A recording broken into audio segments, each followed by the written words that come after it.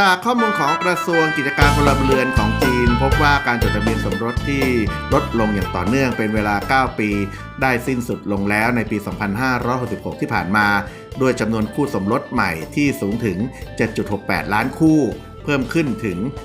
845,000 คู่เมื่อเทียบกับจำนวนจดทะเบียนสมรสในปี 2565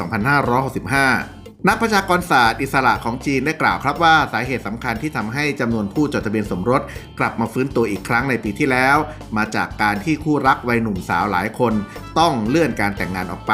จากการแพร่ระบาดของโควิด -19 อัตราการแต่งงานในจีนลดลงตั้งแต่ปี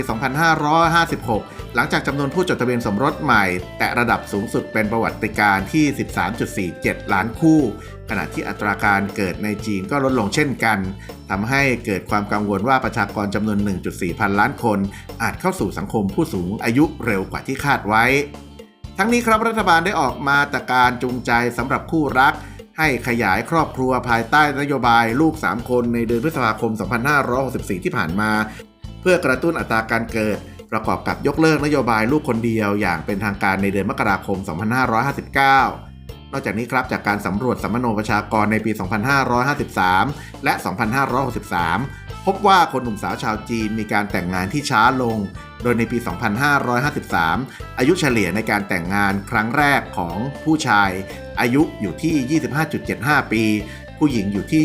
24 ปีขณะที่ปี 2563 อายุเฉลี่ยของผู้ชายเพิ่มขึ้นเป็น 29.38 ปีผู้หญิงเป็น 27.95 ปีอย่างไรก็ดีครับข้อมูลอย่างเป็นทางการได้เปิดเผยว่าในปี 2566 ที่ผ่านมามีคู่สมรสดำเนินการหย่าแบบยินยอมพร้อมใจทั้งสองฝ่ายกว่า 2.59 ล้านคู่เพิ่มขึ้นจาก 2.1 ล้านคู่ในปีก่อนหน้า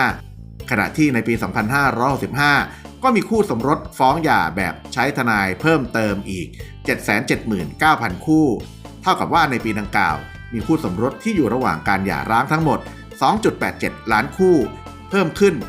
1.4% จากปี 2564 ขอบคุณข้อมูลข่าวจาก AC Connect